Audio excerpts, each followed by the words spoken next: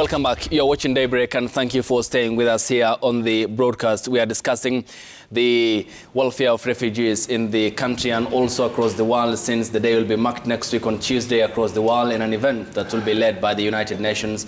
And with me in studio, representatives from the United Nations, representative from the United Nations High Commission for Refugees, Jeff Savage.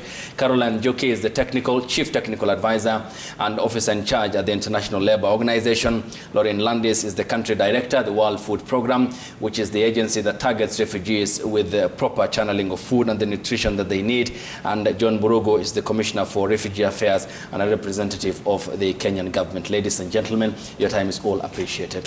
Coming to you, Lauren, and talking about the reach with regards to the refugees who are largely affected. Jeff talked about this inclusion, which yields, the engagement in farming, which produces farm products, and that enables food security to some degree and scale.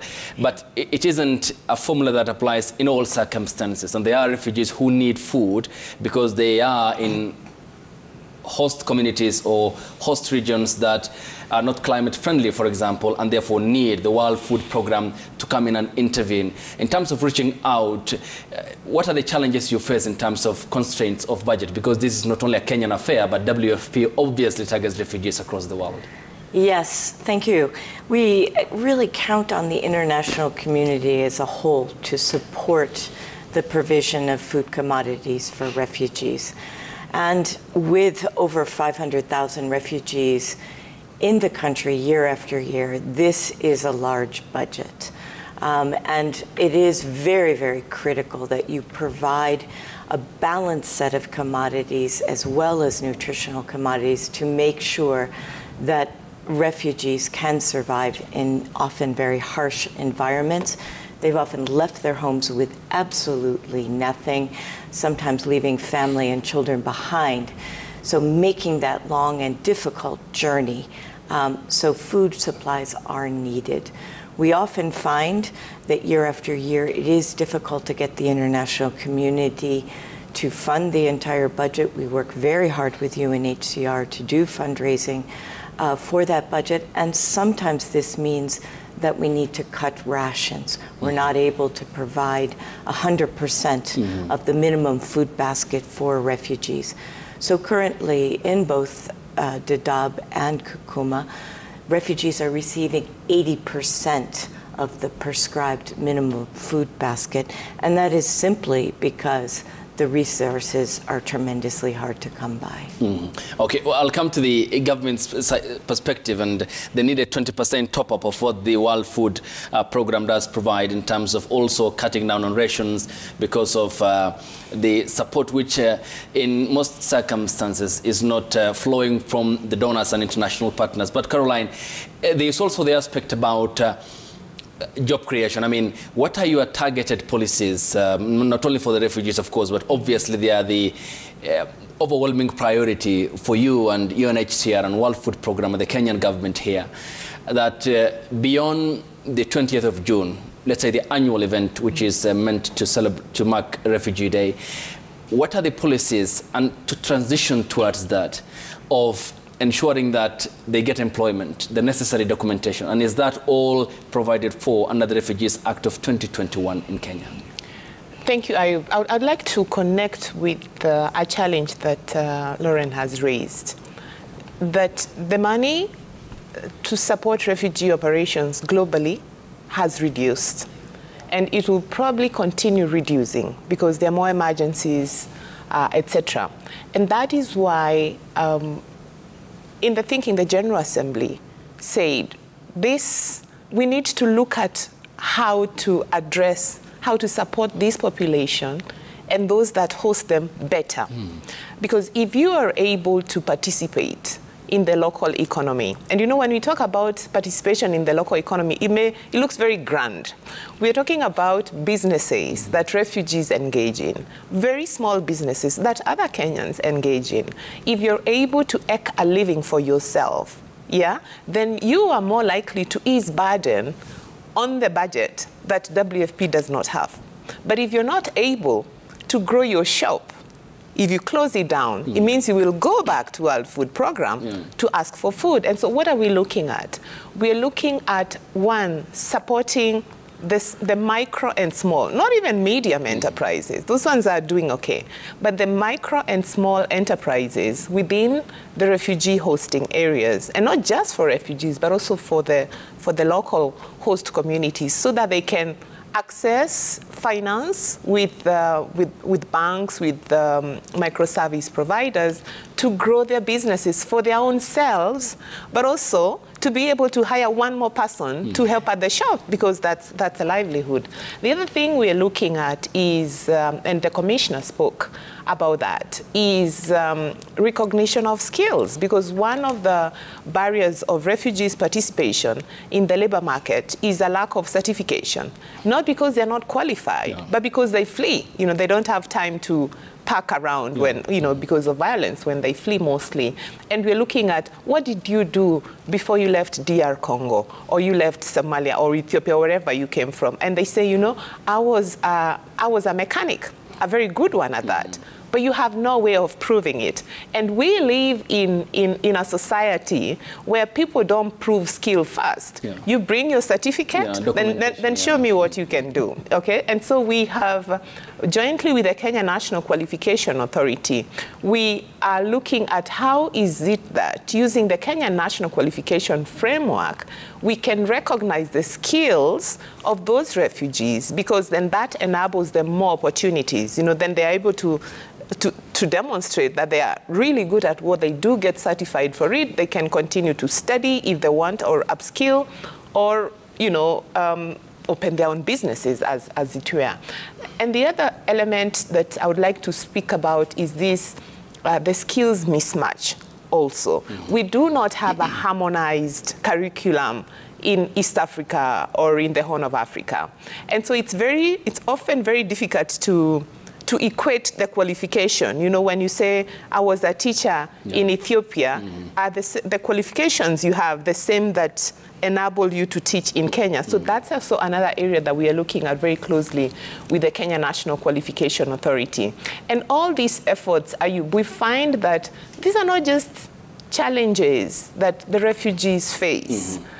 These are challenges that are also inherent, well, not the qualification equation, but not having the right skills to participate in the labor market, not having real access to finance to grow businesses. These are challenges for everyone. And so we are leveraging on the framework that is in place to try and see how can we engage with banks like Equity Bank, who have branches across the region. Exactly. How can we, you know, like beyond humanitarian response, how can they see refugees as clients and as good for their businesses? But for that to happen, we also have to make investments, train them on how to run a business so that they're more attractive, train them on financial literacy. So this is something that is long-term, and ultimately the aim is that we can pull more refugees out of aid dependency, and they can be able to stand on their own, and hopefully when they go back home or go to whichever country that they may be resettled, they're in a better position and they can be able to navigate better in life. That degree of economic empowerment. John, Lauren had mentioned the World Food Program, which reaches out to refugees in terms of food and to create that security in regards to the food that they can access. I mean, what's the involvement level of the government in cooperating or intertwining with the World Food Program, the UNHCR, in terms of reaching out to the refugees and meeting their needs? Let me say that the government has really appreciated what WFP, UNHCR have been doing, particularly in support of the humanitarian aspect. Provision of basic food items, the construction materials for the camps that currently we have, and the support of government first is to establish and secure the camps that we have, and also provide access to the two organizations to be able to provide the humanitarian aspect. Of course, the resources are never enough, and therefore government is able to supplement where it is possible in terms of providing food, but also urging the international community through the WFP and UNHCR in support of the rations. And that is why, because of this humanitarian aspect not being ultimately sustainable, the government and the refugee management organizations have adopted the durable solutions option. And that is the option that is bringing the Marshall Plan, the aspect of integration, where we create opportunities for the refugees to be able to be involved, to integrate in the socio-economic productivity, where apart from the skills enhancement, we are also talking to the telcos, like Safaricom, so that then they are also licensed to get into the money market. The major challenge basically is the aspect of the identification document. You know that to run businesses in Kenya, you have various aspects of identification that you have to have. Yes, we provide them with IDs, but their refugee ID is not recognized as an identification document for business transactions and such kind of things. And therefore, the government has to again do a policy shift to ensure that that ID is recognized. And with that recognition, it means that you can get into the money market, you can get into micro businesses, you can set up your small businesses and even employ. Instead of now saying that you are setting up a car wash behind the shade and then you keep being harassed, you say, oh, Kenya is being harassing refugees. It's because also on our part as government, we are supposed to do a policy shift and recognize the refugee ID as a document that facilitates them to be able to open companies, be able to transact businesses. We are introducing them, yes, to KRA, but apart from, so you pay, we are interested in them paying tax, but we are also not supporting them to be able to open businesses. So we need to be also balanced.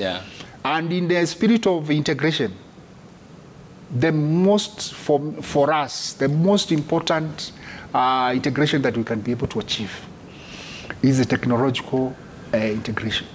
Because today, the government, the e-citizen runs with 5,000 government services. If we do a new refugee that recognizes the refugee ID and therefore provides the 5,000 services, they are on the equal footing with Kenyans. Only that now they are not citizens, but they have an avenue through which they can be able to transact. And bring in money, which is required in the economy. That is the policy shift that we are advocating to government. That the most radical would be the technological, and by recognizing, setting a platform where we would be able to recognize the IDs. And that therefore also requires that the government retains and hosts the data of refugees so that then they are able to see this is the contribution of the refugees. That central point of data integration and which provides the database which is required, as is the case for Kenyan citizens. And then the advantage with that is that it channels in a lot of money, which leads to economic growth. And we have seen how that has been very practical, and with the Obamas in the US, ended them to become a president in the US, and many refugees who in Europe had fled to Europe because of persecution from Africa and across the world ended up becoming prime ministers and otherwise. For example, the case of the current Scottish First Minister, who, Oliver Sunak, the UK Prime Minister, who has roots, Asian roots back here in Kenya. And Jeff, coming to you, we see globally there are growing concerns over political instability and persecution, which is leading to influx of refugees, not only from Africa or into the United States, from Latin America into Europe, from either the Middle East or Asia. The flip end is that climate change is also leading to the pushing out of people from their homes. And today's internally displaced as a result of climate change will be tomorrow's refugees, and they will become another nation's burden. How is the UNHCR viewing it from that perspective of the impact climate change is having as a driver of refugees from their homes to seek protection or refuge elsewhere across the world? Yeah, in fact, that is really quite a challenge here in Kenya in particular, and we've been having for the past year or so a lot of making a lot of efforts to deal with the drought. Now we're talking about flooding, and so there's a lot of movement of populations because of climate change. But it's important to keep in mind here in the context of Kenya, the majority of people that are affected by climate change in the region that have come to Kenya are from Somalia. Somalia is still a country that has a lot of ongoing conflict, a lot of persecution, a lot of problems between different ethnic groups. So the reasons why people are fleeing into Kenya are mixed. So it's not just because of the drought or flooding or whatever other natural disasters might happen, but because of the ongoing conflict, because of the ongoing problems that they're facing there. And what we've seen and what we've discussed with people who have come following the drought is that it was just the last straw. They've been putting up with the situation in Somalia, the conflict, the lack of access to services and all of that because of the ongoing conflict. And then the drought hit and they just couldn't survive any longer and have come here. So there are a lot of mixed reasons why refugees have come to Kenya. And similar situation on the other side of the border with South Sudan and lots of problems there with ongoing conflict, but also climate change is affecting that region as well. And in talking about that, I want us to specifically also talk about the different types of refugees that we have. For example, the influx of many Ukrainians as a result of the war into many European countries. I'll be coming back to that. But Caroline, when we talk about the extent with which we need inclusion of refugees to be mainstreamed, for example, into the Kenyan society, is that understanding there among the host communities and the host nation, for example, from its population's perspective, of the importance that they can bring not only from the economic perspective we talked about, but also through intermarriage, but also through that integration which will yield rather what may term as a very united populace in terms of diversity that this brings about and building a cocktail of nation which rather has, is going to be becoming a nation of opportunities where that diversity is the driving factor. You know, diversity is such a beautiful thing for humanity. You know, I just look at Nairobi, for instance, and you will find someone saying, I would like to eat at an Ethiopian restaurant. I would like to eat at a Congolese restaurant. You know, it's a soft way that people come together and, you know, forget about challenges and of where they come from. And is there an appreciation from governments across the world? Absolutely. And that's why in 2016 in New York, they said, we need support to help integrate those that come to seek safety in our, in our countries so that there is coexistence. And within the sub-region, even more. In 2017, Kenya hosted the summit, a Durable Solutions Summit, looking at how, best to integrate. It was primarily for Somali refugees, but then the summit said, no, we want to discuss about how we can be able to integrate everyone. So that's at the regional level. At the sub-regional level, we have counties, the two counties, Turkana and Garissa. And the fact that these two counties are integrating refugee concerns in their county integrated development plans means that they have, that appreciation is there. But that's in the documentation. In real life, refugees and host communities interact. They go to the same schools. They find themselves in the same health facilities. They go to the same markets. And actually, the host communities have an advantage of accessing goods from countries that they would not have accessed if the refugees were not there. But also the research is showing us, and in the last 5 years or so, there have been two really excellent studies done, one by IFC and one by the World Bank. The World Bank one was called, I think, Yes, yes, in my neighborhood or something like that. And it was talking about the impact that refugee hosting has on local communities. The other one was on the economic value. Kakuma is a marketplace because most people think, oh, Kakuma, it's a refugee camp, there's nothing out there. And at that point they said, I think it was like a 40 billion market. And that changes perception because suddenly private sector who had never seen this as anything that's good for business are like, oh, 40 billion market, there's an opportunity. I would like to invest there. But having said that, there's still scope for much more integration. We've talked about marriages. So how is it that those that marry into Kenya, for instance, have an easier time in becoming citizens? The other aspect is, our Kenyan interaction. If you live in Nairobi, you will most likely not interact with refugees. It's unless you live in Kitengela or other areas. So how is it that we can really go out and have more cultural activities, have I don't know, games that just bring people together, because a lot of barriers are broken down. When I just speak with you and I'm like, oh, he's just Ayub, he's just someone like me. So there's a lot more investment that we need in terms of, really just bringing Kenyans together and making Kenyans appreciate that, refugees didn't choose to be refugees. And this is not nice to say, but almost all of us are potential refugees. I don't think people in Ukraine ever thought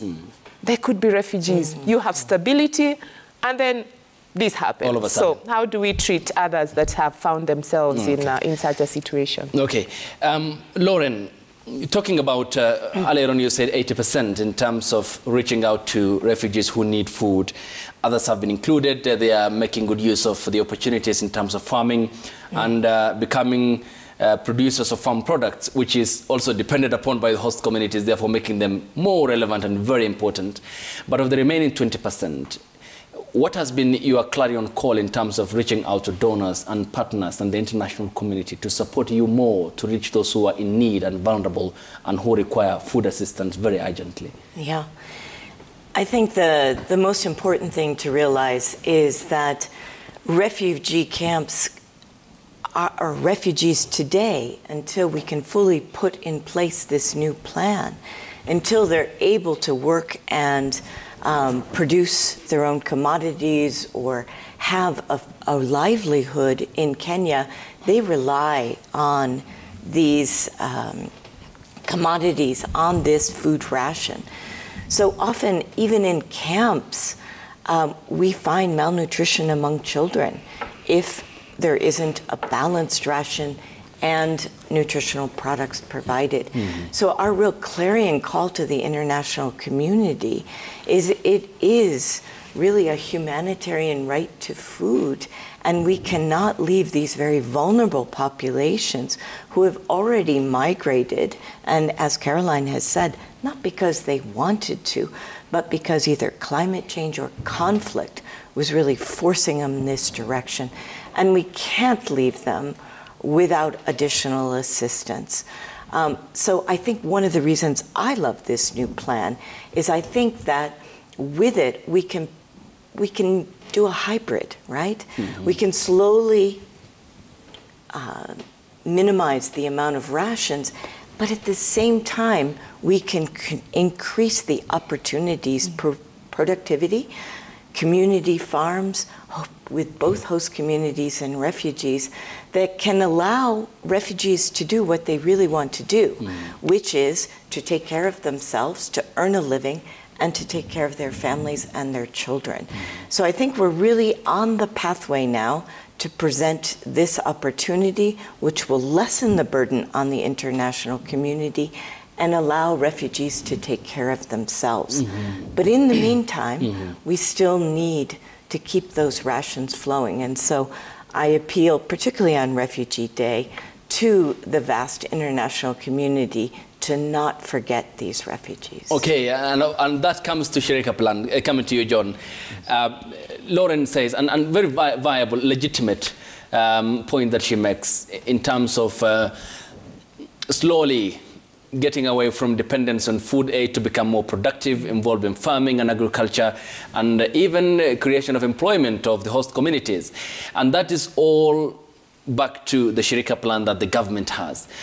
For instance, even as you tell us about that particular process, talk to me about an instance where, because there's a text message in regards to, then what's the future in terms of the citizenship status of a child who is born out of wedlock between a refugee and a Kenyan citizen in terms of his documentation, access to those documentations, and his citizenship status? Yeah, thank you. Let me take from where Roland stopped. Yes, Shirika Plan is possible, and the plan to progressively wean the refugees from humanitarian dependency to sustainability, self-reliance, is already in place in terms of a pilot program. KISDEP, Kalo Bay has 10,000 settled, integrated settlements, where there is a lot of farming. You may have seen a refugee and a Turkana in a maize farm. So it is happening already. KISDEP in Karo Bay, that is in Kakuma, and then there is GISDEP that is supposed to, although it has faltered, the one for Garissa. But those are the programs that we are upscaling in the Shirika Plan to ensure that now we expand progressively to integrate more, take them through the farming skills, be able to provide planned settlements, and be able, therefore, progressively, when you come out of the camp into the integrated settlement, it means that you are no longer dependent on the ratio that you are to get, and therefore you have to fend for yourselves. And that, therefore, opens you up to working together with the host community in feeding, farming, and also the employment opportunities that we are speaking about. So therefore, that is the Shirika Plan. Essentially, to ease the pressure on the development partners, it is also fatigue to, and fundraising to ensure that you supply. And that dependency, again, of expecting that monthly there is a ration, you also become docile. Yeah. So for us also to tap into the potential, the refugees are quite potential. Most of them are also professionals. Only that they find themselves in displaced environments because of conflicts back into their countries.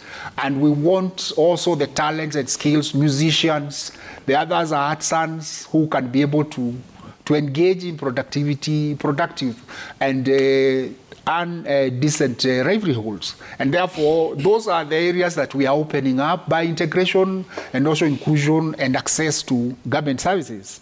And that is a progression, not only in farming, but also where now you are able to, as an artisan, be able to earn something that changes your livelihood from dependency to self-reliance.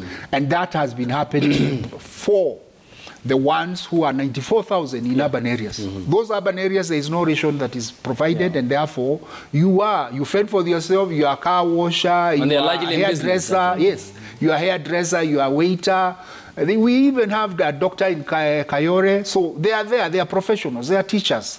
Only that now we need to be able to facilitate them more so that they don't get into these work environments behind the door, so that then they also feel appreciated. They are also human and we protect their dignity. So that is what we are supposed to be able to be moving, and that is a position that the government has taken to be able to ensure that they are integrated legally, so that they earn, they start businesses, they pay taxes, they contribute to the nation building, and they improve the environment that they live in. And even that does not mean that they will not go back. When they go back to their environments, they will also be a better place in terms of survival to their host countries if conditions allow. In terms of documentation, any child born in Kenya, irrespective of whether refugee or not, is supposed to get a birth certificate, Kenyan birth certificate. The Department for Civil Registration undertakes that. Even for those who have marriages or aspects that relationships that end up having a child, that child is recognized by the country, and they are given documentation. And I have a case now of one whose mother came from Southern Sudan, has been married by a Nandi in Wasengishu, and they have their own certificates and IDs. They have gone to university. So now they want the mother to no longer stop, being a refugee, because, she's a Kenyan, she stays in Eldoret.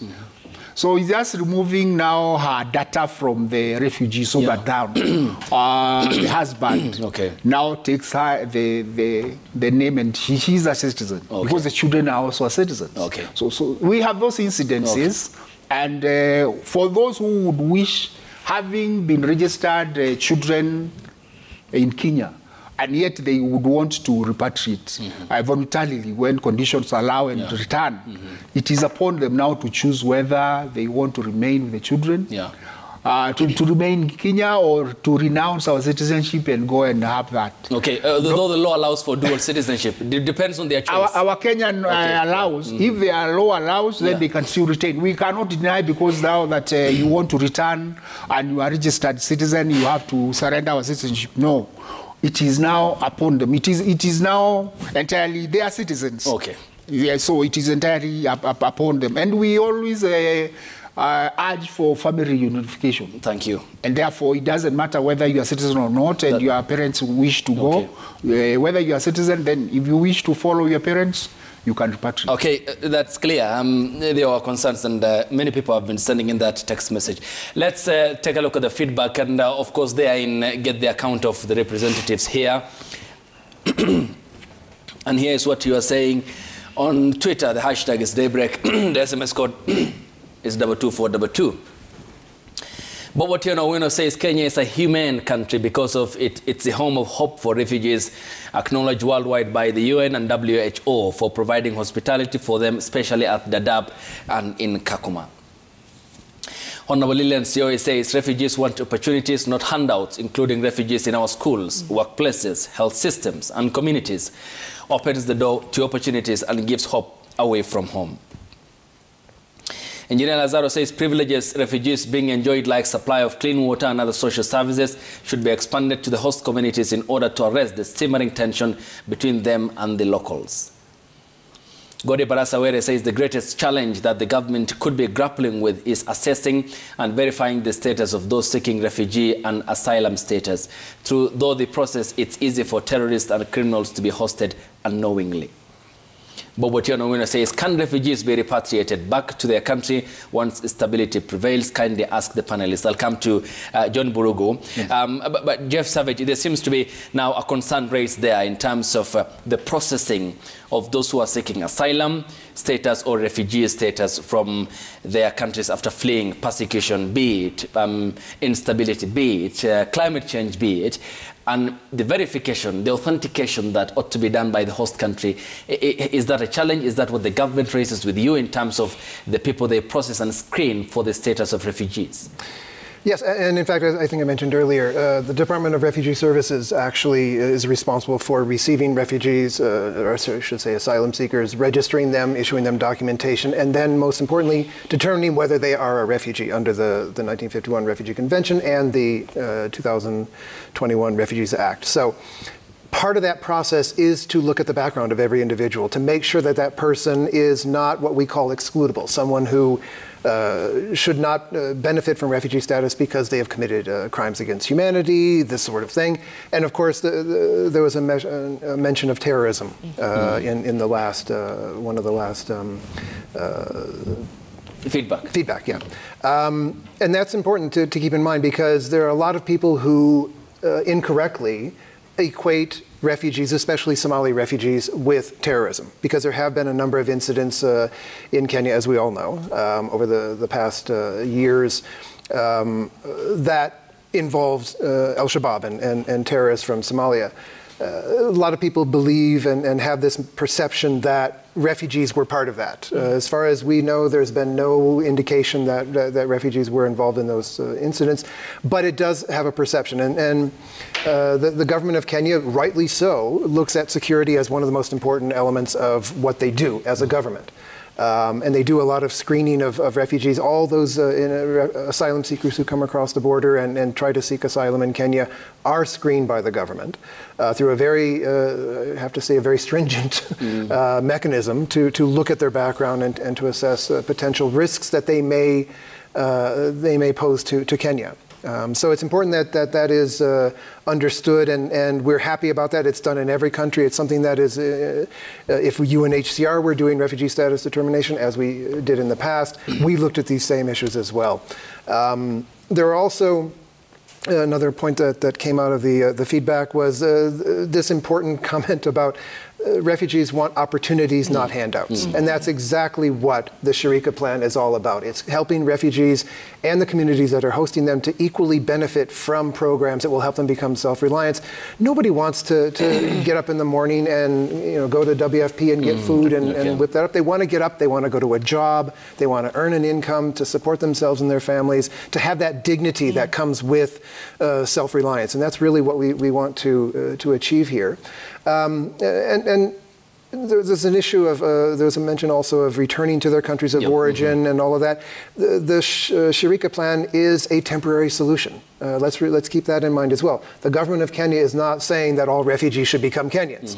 Although, as the commissioner said, those married to Kenyans and things in sort of situations like that could potentially, under the law, under the Citizenship and Immigration Act, become Kenyan citizens or residents. But here what we're looking at really is helping refugees to become self-reliant until they can return home or find another solution in a third country.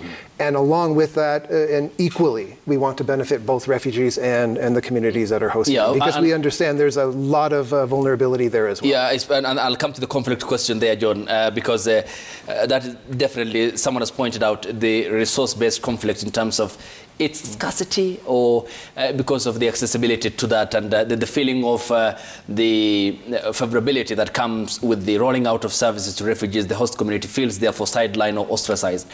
Coming to you, Lauren, when we talk about the case of here in the country, WFP, it's just a minutiae of the global role that WFP has in reaching out to refugees.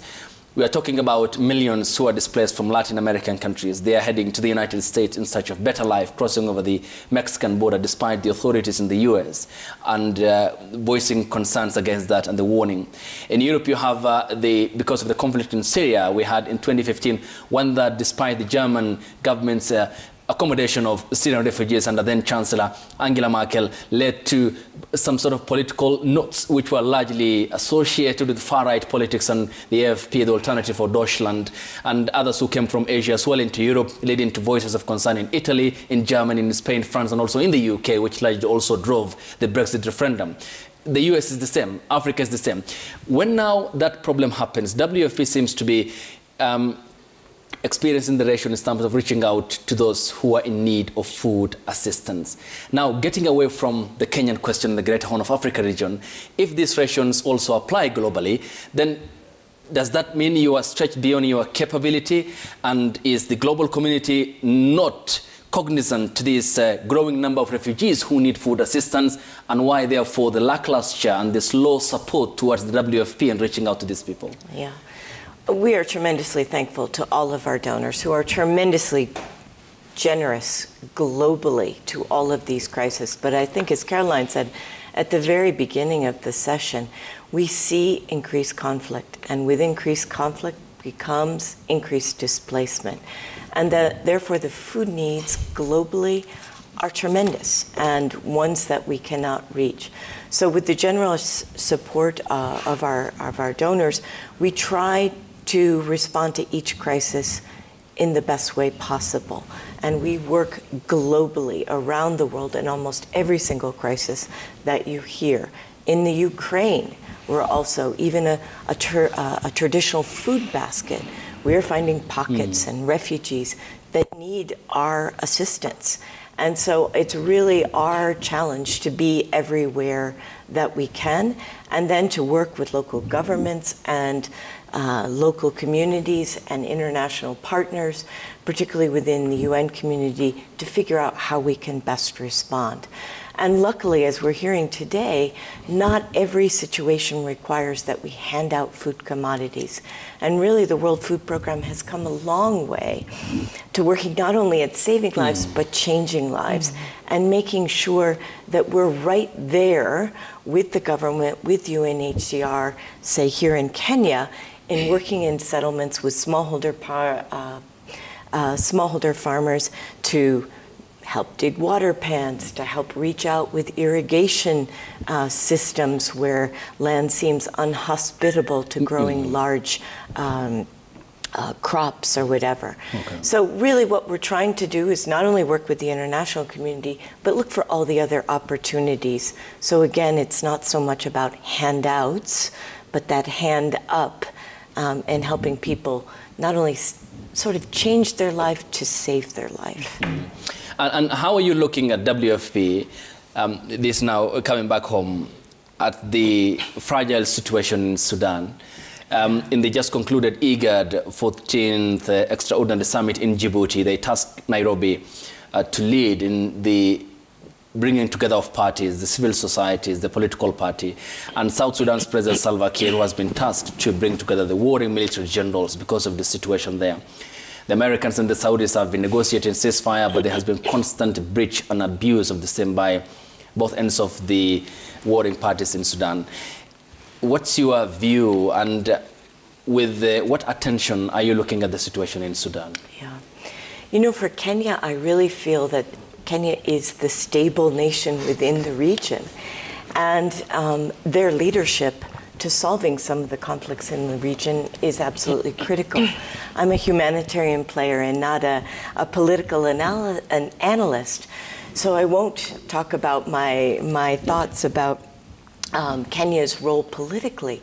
But what I think is really important to consider, that as this stable component in the region, economically and politically, it is and does draw from the region. And though we have not received any refugees within the region that I know of, directly from Sudan, we will see a domino effect on Kenya. And I think we need to be prepared for that, and to continue to work on the plans we have, and to really, in a robust way, make sure that we're responding both to the needs of refugees and the host communities. Okay. But coming to you, John, I'll come to you, Caroline.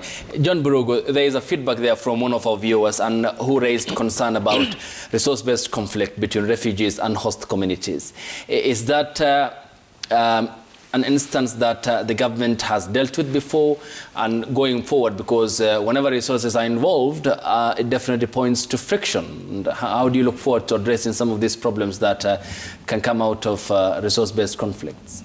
Yes, there has been the perception, obviously, that the resources are going more to the refugee than to the host community that they are able to access.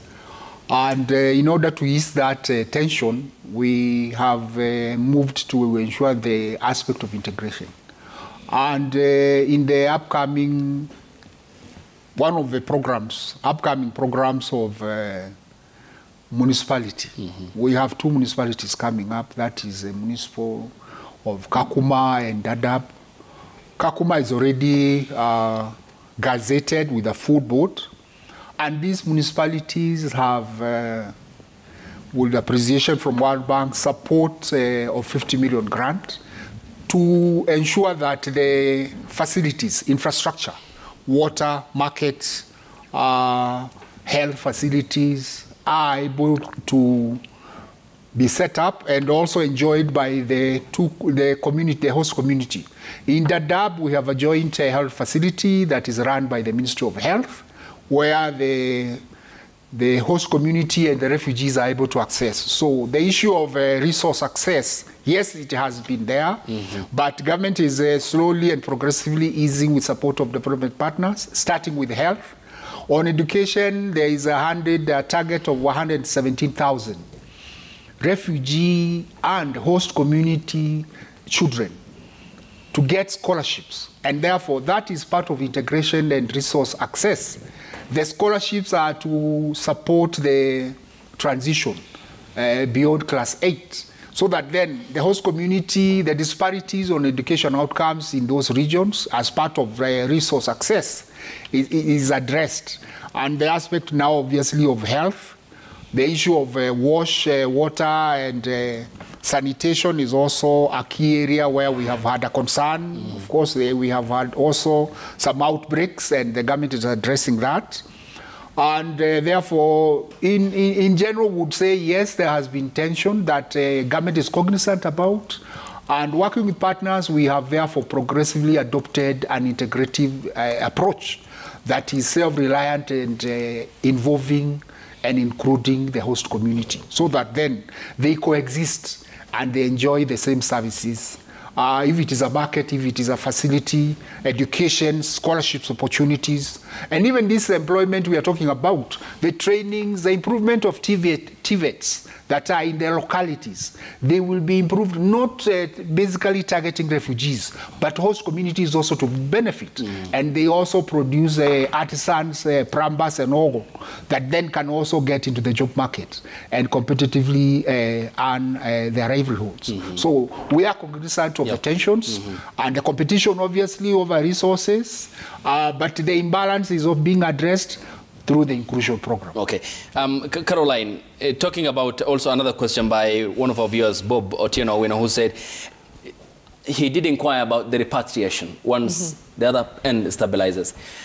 I mean, there are normal agreements, like, for example, what we had in some time back, about 5-6 years ago, between Kenya, Somalia, and the UNHCR of the repatriation process. So then what happens? Is it voluntary? Is it by choice of whether the refugee wants to stay here?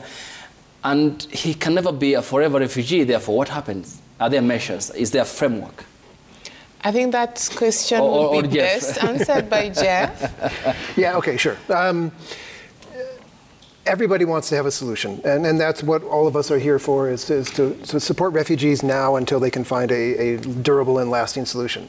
As I said, one of the key objectives of the Global Compact on Refugees is supporting host countries to improve the conditions in areas of origin so that refugees can return voluntarily and return to their communities and develop themselves and their families and take care of themselves and be able to sustainably reintegrate into their communities.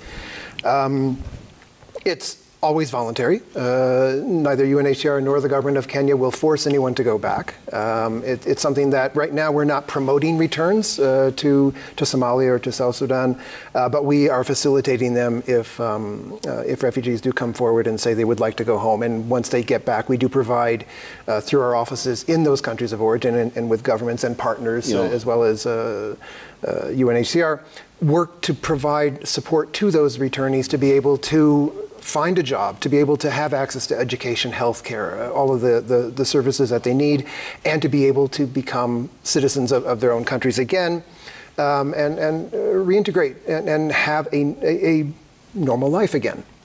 So there's a lot of work that's being done on this side of the border and on the other side of the border to try and encourage development partners and donors and others to invest in countries of origin, to put in place that infrastructure that is required for education, healthcare, to create jobs, get private sector investment. The same kind of things that we're doing here in Kenya as part of the Shirika Plan is all about economic development and providing those opportunities for refugees and helping them. Again, they don't want handouts, they want opportunities, and that works on this side of the border as well as back home. So yes, we work together with governments, with partners to really help people be able to take care of themselves. Okay. Caroline, you had a point? Yes, I do. And that speaks to the investments that we make in hosting countries, whether it is in supporting people learn how to better run their businesses, skilling. Of course, there is the investments on food and healthcare, because we want healthy citizens. Those have a real impact also on the decision to return. And when most people want to return, You know, not many people want to be away from home if home can you know, feel safe for them. And if you have some savings, then you feel better about returning than if you don't have anything. You don't know where to start. If you do have a skill that has been acquired here that can be used at home, you go back home better prepared than if you didn't have a skill at all, and really contribute to the, you know, to the emergence from fragility of that country. Even those that are resettled, a very small percentage really, you know, they go to the countries where they're resettled better prepared for life there. And so the investments that we make here should be seen not just as investments for Kenya, but it is investments that support return home, but also further resettlement in third countries. Absolutely. Indeed, for example, a good example is Ilhan Omar. Absolutely. Who's a congressional woman in the US, a refugee from Kakuma, and also the former, but still a cabinet member in the Canadian government, Ahmed, who was the Minister for Immigration in Canada in the previous government before the elections that led to the re-election of the Prime Minister, Justin Trudeau. Tells us more about, coming to you, John, about the need for understanding the quality and the value that refugees add to not only the host community, for example, Kenya, but also to the global community. And what's the level of appreciation that's needed, for example, in creating awareness amongst the host communities of the importance and the value these people come with regards to not only their professions, but also becoming ambassadors in passing through Kenya. Therefore, they carry forward that name and even become free and goodwill ambassadors and people who are hosted at some point in Kenya and therefore have become global citizens courtesy of what was done by the UNHCR, WFP in collaboration with the Kenyan government. You know, the establishment of camps, first and foremost, is one that alienated the refugees from the host community, in the sense that there is limited access to the camps, and therefore, though they interact whenever they come out or they go out for services, the interaction has been quite minimal. And this is why the Shirika plan, the aspects of integration, starting with inclusion, where they go to same primary schools, they go to same health facilities, they access the same water supply points. So these areas of interaction are the ones that first show that this is also human, and apart from the fact that they are displaced from their home country, they are also human like us, and therefore, as Carol said, when you interact, you greet each other, and then you start engaging. You basically now break the ice. However, in order to have that sustainable, in order to tap the potential of a refugee, it is by ensuring that the host community also understands that the refugee have potential of making a positive contribution to the society.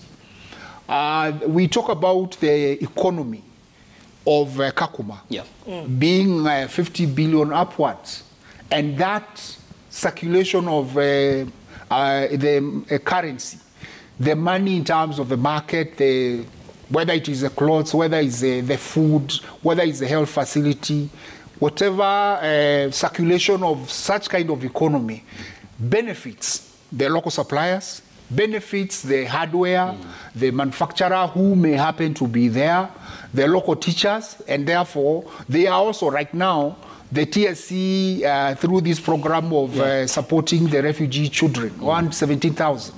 We are integrating again employment of more teachers, and we are getting them from the community.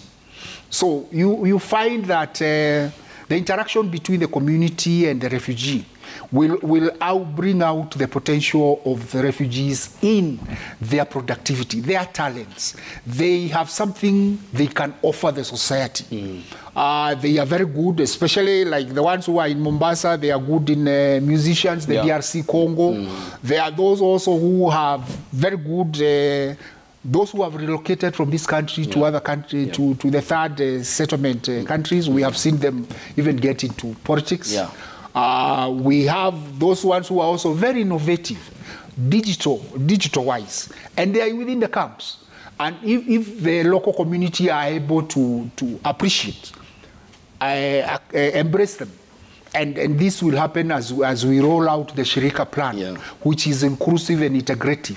It means that then the potential, the productivity, the talents, the contribution, the socio-economic welfare, and even the transformation of the environment that they live in. They are also cognizant of the fact that you do not need to continuously, obviously, use the biomass, the trees and wood fuel, so that you can be able to. So, as the development partners also bring in the aspect of the energy mix, renewable energy that is eco-friendly, it will benefit also the host community. Thank you. And therefore, it is a give and take. It's a balancing where the host community needs a lot of public, I agree, public engagement, public awareness. That we have fallen short as a government. Thank you. But it is because basically we have the encampment policy. And that as we move out of the camps, then that is when it will be a reality. Thank you. That will do the public participation and public engagement. Okay, and on the Shirika plan, there is that largely informs integration, which will yield, of course, diversity, then economic empowerment, and what Lauren has pointed out as self-reliance and economic empowerment to independency on, for example, food aid that comes from the World Food Program. Ladies and gentlemen, we come to a close, and I want to thank you for your time. It's all appreciated. Many thanks for your company here on the broadcast. Caroline Njuki is the Chief Technical Advisor and the Officer in Charge, International Labour Organization.